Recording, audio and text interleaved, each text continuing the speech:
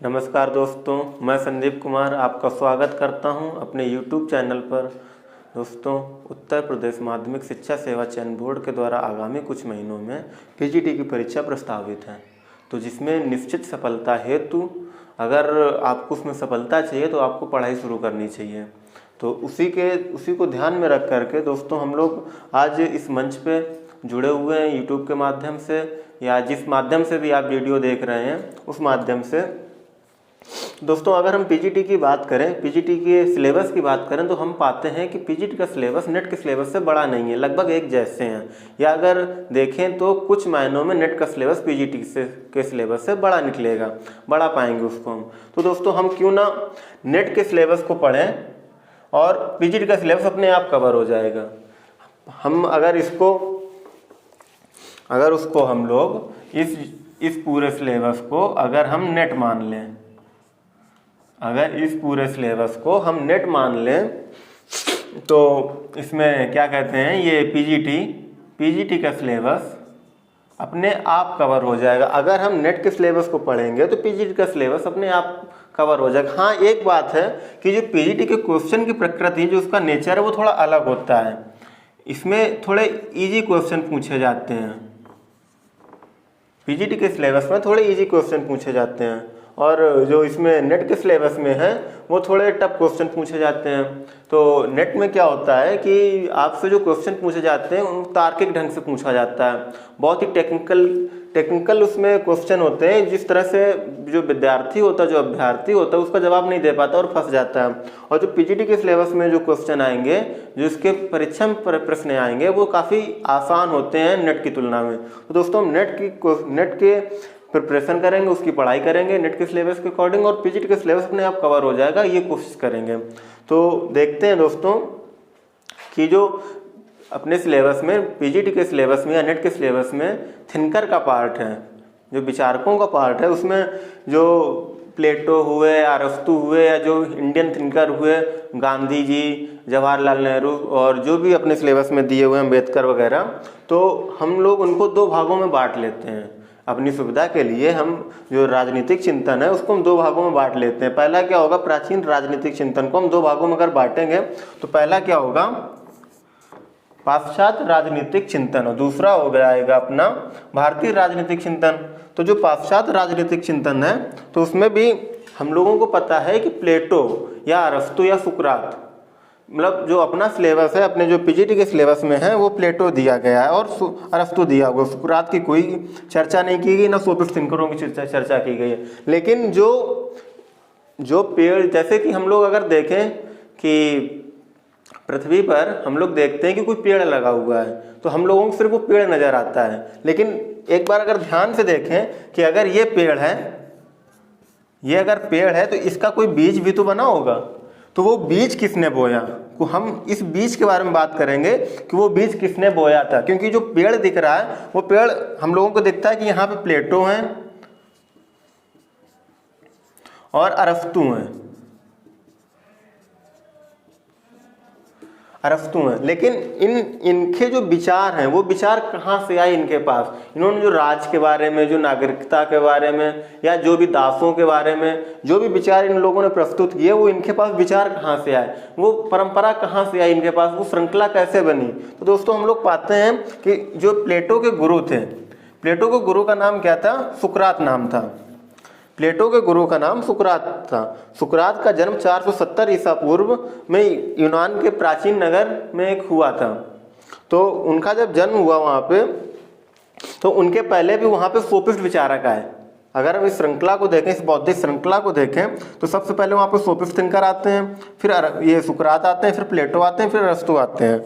इनकी जन्म की तारीख भी आपको सन है वो दिख रहा है यहाँ पे, 470 ईसा पूर्व में सुकरात का जन्म होता है, और 427 ईसा पूर्व प्लेटो का होता है, और 384 ईसा पूर्व अरस्तु का होता है।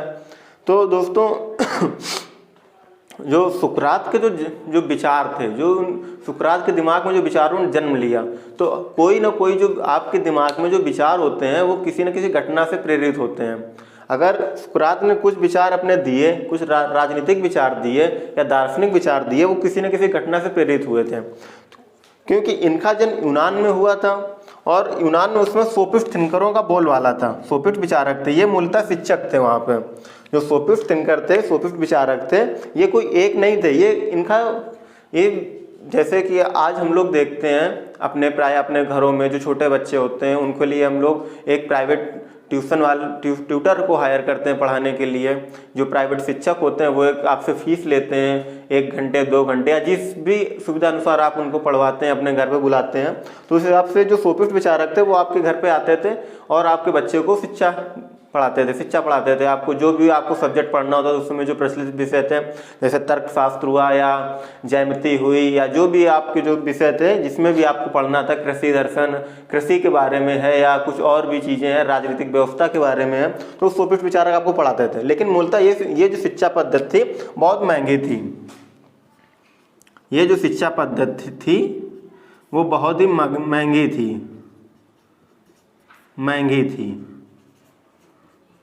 उसका कारण क्या था कि जो सोफिस्ट विचारक थे ये मूलतः कुलीन परिवारों को पढ़ाते थे, जो वहाँ के राजतंत्र थे, जो राजघराने से संबंधित थे। ये शिक्षा सिर्फ उन्हीं लोगों को देते थे, क्योंकि इनकी जो फीस होती थी, वो पैसे लेते थे पढ़ाने का, वो हर यूनानी नहीं दे पाता था। तो इसलिए ये शिक्षा बहुत ही महंगी थी और इनका ना कोई समुदाय था।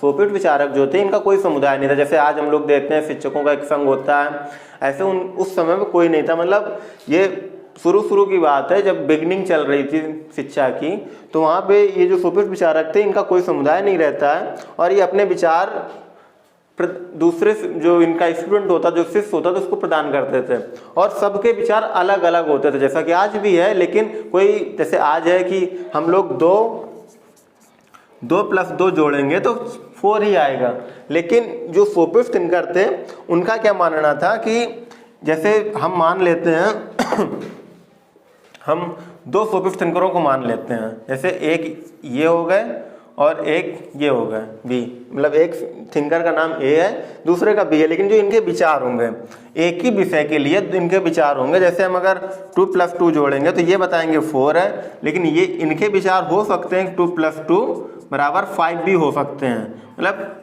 जो रिजल्ट था बहुत ही अंतर आता था दोनों, मतलब जो बाकी सोफिस्ट विचारक थे। इसलिए इनकी जो शिक्षा पद्धति थी ज़्यादा अच्छी नहीं थी। इसकी घोर आलोचना बाद में सुकरात, प्लेटो वगैरह करते हैं, क्रिटिसाइज करते हैं इसको।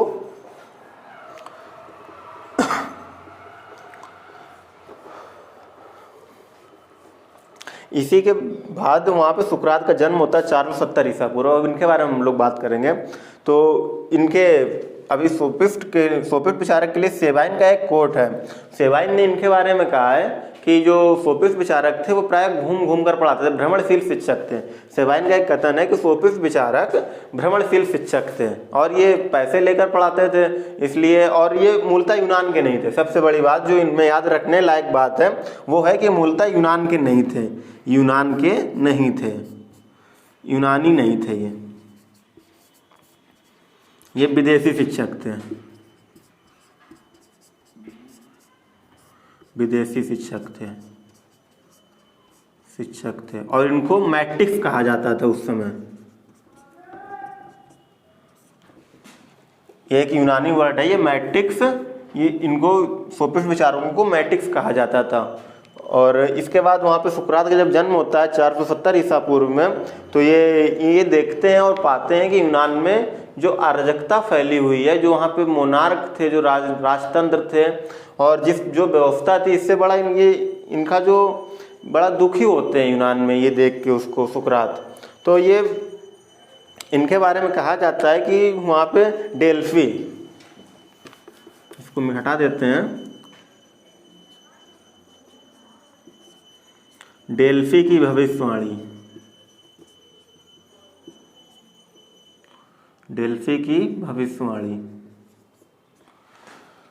जो ये डेल्फी थे, डेल्फी मूलतः उनको कहा जाता था जैसे आज अपने मंदिर होते हैं, मंदिर में जो पुजारी बैठते हैं, तो जैसा कि हम लोगों को पता है पुजारी विद्वान होता है, वैसे यूनान में भी था कि जो डेल्फी थे वो इनको बहुत ही विद्वान माना जाता था। तो इन्हीं में से किसी ने भविष्यवाणी की हुई थी। एक मिनट, जो डेल्फी थे इन्होंने भविष्यवाणी कर रखी थी कि जो ये सुकरात हैं, ये यूनान का सर्वाधिक बुद्धिमान व्यक्ति है। जो यूनान के जो सुकरात हैं, जो यूनान में सर्वाधिक बुद्धिमान व्यक्ति हैं। तो इसी बात को सुकरात ने गलत साबित करने के लिए इन्होंने जितने सोफिस्ट विचारक थे उनसे बात की और इन्होंने बात की और इन्होंने पाया कि नहीं, सच में जो जितना हमको ज्ञान है इतना इनको तो है ही नहीं। मतलब वो सच में, उनको ये लगने लगा कि नहीं, हम सच में बहुत विद्वान व्यक्ति हैं।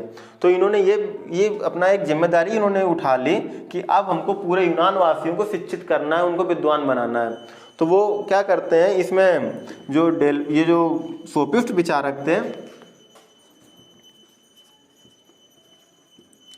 सोफिस्ट जो लोग थे उसमें से जो 60% थे, इनको इन्होंने बोल दिया कि ये अज्ञानता से भरे हुए हैं, अज्ञानता से भरे हुए हैं। और जो बाकी के 40% बचते हैं, जो 40% थे, इन्होंने क्या कह दिया कि सुकरात सबसे विद्वान है, सबसे विद्वान है। जो सुकरात हैं वो सबसे विद्वान है। तो इस तरह से जो यूनान के जो सर्वाधिक बुद्धिमान लोग हुआ करते थे सोफिस्ट, उन्होंने उनको एक टैग दे दिया सुकरात को कि तुम सबसे ज़्यादा विद्वान हो। डेल्फी ने जो बोला ही उनकी भविष्यवाणी जो थी वो तो थी, लेकिन इन्होंने एक इसको टैग दे दिया सोफिस्ट विचारकों ने, जो बाकी के बचे 40% थिंकर थे, जो सोफिस्ट विचारक थे, इन्होंने टैग दे दिया कि नहीं, यूनान में जो अगर कोई सर्वाधिक बुद्धिमान व्यक्ति है तो वो सुकरात है। तो इसी को लेकर के इन्होंने फिर वहाँ पे अपना ज्ञान की रोशनी को फैलाया।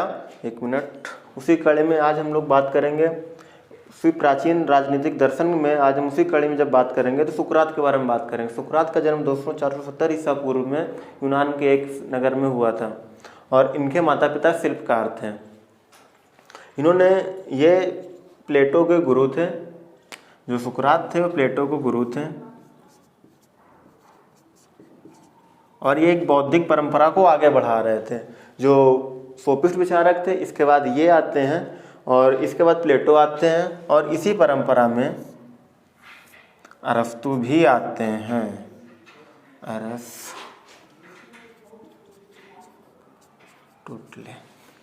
इसी परंपरा को अरस्तु आगे बढ़ाते हैं ले जा करके। तो अभी इस पे बात नहीं करते हैं, पहले हम सुकरात के विषय पे बात करते हैं। सुकरात ने देखा यूनान में कि जो सोफिस्ट विचारकों की जो शिक्षा पद्धति बिल्कुल भी अच्छी नहीं है, जिसके कारण वहाँ पे लोग जो मोनार्क हैं, जो वहाँ के राजतंत्र हैं, वो व्यसनपूर्ण कार्यों में लगे हुए हैं। जनता के बारे में उनको कोई चिंता नहीं है, जनता क्या कर रही है, जनता के दुख क्या हैं, वो किस दुख से दुखी है, उनको खाने को है कि नहीं है। वो लोग सिर्फ अपने सुख सुविधाओं को देख रहे हैं और अपने व्यसनपूर्ण कार्यों को पूर्ति हेतु लगे हुए किसी न किसी तरीके से भ्रष्टाचार में लिप्त हैं। तो इस तरह से वो देखते हैं कि सबसे पहले उन्होंने कहा कि अगर इसको ख़त्म करना है तो इनको शिक्षित करना पड़ेगा। और जैसा कि यूनान में सुकरात के बारे में पहले बताया गया था कि जो डेल्फी की भविष्यवाणी हुई, उसके बाद जो 40% सोफिस्ट जो विचारक थे, इन्होंने इनको बोल दिया कि आप यूनान के सबसे शिक्षित व्यक्ति हैं, सबसे समझदार व्यक्ति हैं, सबसे बुद्धिमान व्यक्ति हैं। तो इन्होंने कहा कि अब हम क्या करेंगे कि जो यूनान की बाकी प्रजा है या जो यूनान के बाकी निवासी हैं उनको शिक्षित करेंगे, जिससे जो वहाँ की व्यवस्था है, जो उन्होंने वहाँ पे देखा, तो उस व्यवस्था को बदल सकें, जो राजनीतिक व्यवस्था उसको ही बदल सकें। तो इसलिए उन्होंने क्या किया कि उन्होंने एक सिद्धांत दिया, डॉक्ट्रिन ऑफ ट्रू नॉलेज, ज्ञान के 2 सिद्धांत। उसमें वो बताते हैं अपीरेंट नॉलेज और ट्रू नॉलेज, 2 पार्टों में इसको बांटते हैं। जो बाहरी ज्ञान होता है उसको सुकरात कहते हैं कि जो बाहरी ज्ञान हमको इंद्रिय ज्ञान होता है। बाहरी ज्ञान मूलतः इंद्रिय ज्ञान से संबंधित है, ज्ञान से संबंधित है, इंद्रिय ज्ञान से संबंधित है। जैसे हम लोग देख पाते हैं कि ये व्हाइट बोर्ड है, ये मार्कर है, या कुछ भी जैसे हम जो महसूस कर पाते हैं, जो इंद्रिय से संबंधित ज्ञान है या जो हम समझ पाते हैं, उसको उन्होंने बाहरी ज्ञान से संबंधित रखा है। और जो उनको दूसरा ट्रू नॉलेज बताया, जो सत्य ज्ञान बताया, वो कहते हैं ये मूलतः कार्य और कारण से संबंधित है, कार्य और कारण से संबंधित है। मतलब अगर ये मार्कर नीचे गिरा तो क्यों गिरा। इससे ये बोलते हैं कि ये मार्कर नीचे गिरा है, मतलब इसमें ये कार्य तो हुआ लेकिन इसका कोई कारण भी होगा, हाथ से छूटा है या नीचे से कोई बल लग रहा है जिसको वो आकर्षित कर रहा है। तो ये मतलब भौतिक चीज़ों पे ध्यान देना चाह रहे थे, भौतिक चीज़ों के भौतिकीकरण के बारे में बात कर रहे थे कि आप अगर कार्य और कारण को आप एक बार इसका अध्ययन आप अगर कर लेंगे तो आपको पता चल जाएगा ये घटना क्यों घट रही है। तो इसको सत्य ज्ञान बोलते हैं, यही सत्य ज्ञान सारस्वत ज्ञान बोलते हैं, इसी को ट्रू नॉलेज बोलते हैं। और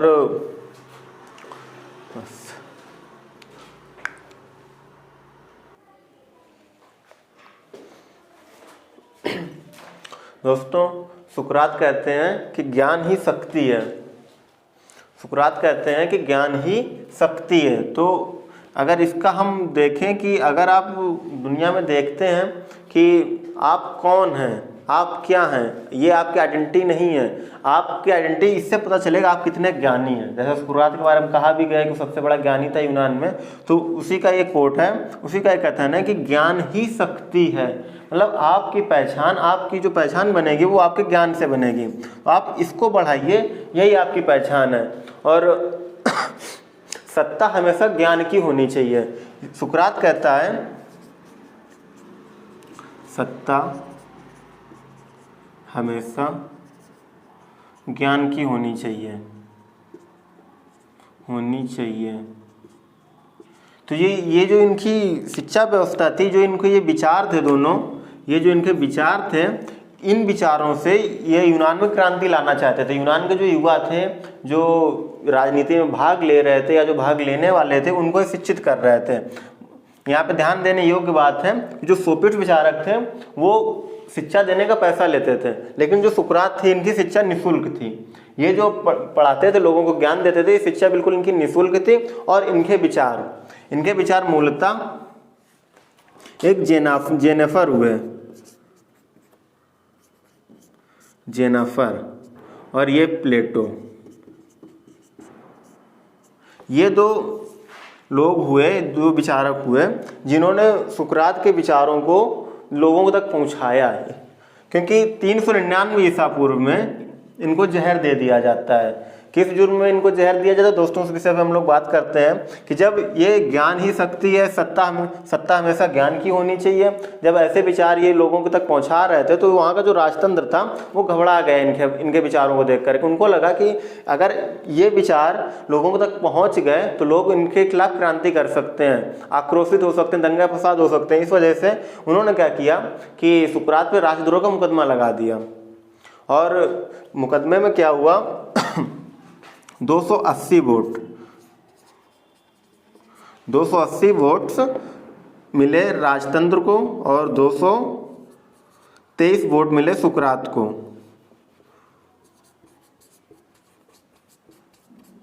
तो इतने 280 के मुकाबले 223 वोट से वो हार जाते हैं और इनको मृत्युदंड की सजा दी जाती है। मृत्युदंड की सजा दी जाती है और उनको जहर का प्याला पिला दिया जाता है। लेकिन क्योंकि जो सुकरात थे उन्होंने कभी भी यूनान के कोई भी नियम कानून नहीं तोड़े थे। ये बहुत ही एक सभ्य पुरुष, सभ्य नागरिक की तरह यूनान में अपनी ज़िंदगी जी रहे थे। तो इसलिए इनके दोस्तों ने इनसे कहा कि आप जेल से भाग जाइए। क्योंकि जो इनके मित्र थे, इनके मित्र ने इनको सलाह दी, जो इनके मित्र थे, कि आप जेल से भाग जाइए, हम आपको निकाल सकते हैं, आप अपने प्राण मत त्यागिए यहाँ पे। तो इन्होंने कहा कि नहीं, हम ऐसे नहीं भागेंगे। अगर हम आज यहाँ से भाग जाएंगे तो इसका यूनान पे बहुत ही गलत प्रभाव पड़ेगा, लोग यहाँ के नियम कानूनों को नहीं समझेंगे। और क्योंकि ये बहुत ही पढ़े लिखे थे, बहुत ही विद्वान थे, तो इन्होंने क्या किया कि इन्होंने कहा कि अगर आज एक सुकरात को मृत्युदंड दिया जाता है, अगर उसको फांसी होती है, जहर का प्याला पीना पड़ रहा है, वो उसको मृत्यु प्राप्त हो रही है, तो उससे यूनान में कई सुकरात पैदा होंगे। और इस तरह से वो हंसते हंसते जहर का प्याला पी लेते हैं। और उस जहर का नाम दोस्तों याद रखना, जो इनको प्याला पिलाया गया था जहर का, उसका नाम था हिलम लक। ये याद रखना, जो इनको जहर दिया गया था उस जहर का नाम था, ये कोई रासायनिक तत्व था जिसका नाम हीलम लक था। इस जहर से सुकरात की मृत्यु होती है। पीजीटी में क्वेश्चन बन सकता है कि जो सुकरात की मृत्यु हुई किस जहर से हुई, तो उसका नाम था हीलम लग, इसको याद रखना। और इस तरह से सुकरात की मृत्यु हो जाती है 399 ईसा पूर्व में। इस घटना का प्लेटो पे बहुत ही बड़ा, बहुत ही गहरा असर पड़ता है, और इसी कड़ी में हम लोग प्लेटो पे बाद में बात करेंगे।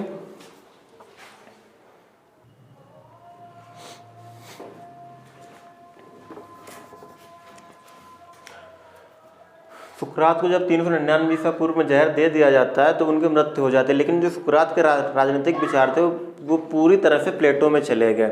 सुकरात क्या था कि वो जो वहाँ की प्रजातांत्रिक व्यवस्था थी, लोकतांत्रिक व्यवस्था थी, उसको पूर्णतः उसकी आलोचना करता है, पूर्णतः गलत मानता है उसको, क्योंकि उसी के फलस्वरूप उसको वहाँ पर मृत्युदंड मिला था और इसका पूरा असर प्लेटो पर पड़ता है। इसलिए प्लेटो भी अपने पूरे जीवन काल में प्रजातंत्र की आलोचना करता रहा, लोकतंत्र की आलोचना करता रहा।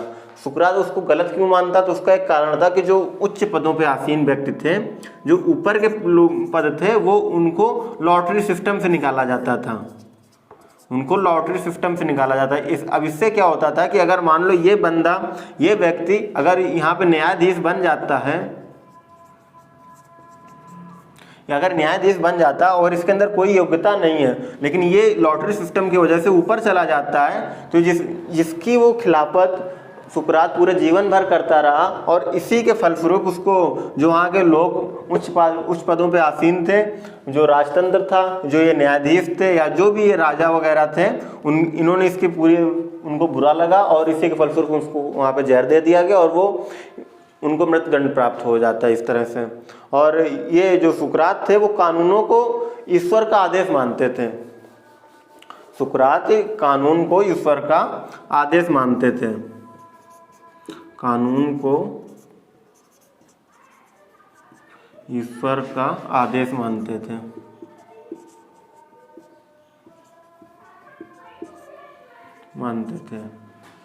तो ये इनकी नज़र में जो कानून था वो ईश्वर का दिया हुआ आदेश था, इसीलिए सुकरात वहाँ से भगे नहीं थे इनके मित्रों का कहने पर भी, क्योंकि वो उनको लग रहा था कि अगर जो घटना घट रही है शायद वो ईश्वर का आदेश ही रहा होगा, इसलिए कानून तोड़ के वो वहाँ से नहीं भगे।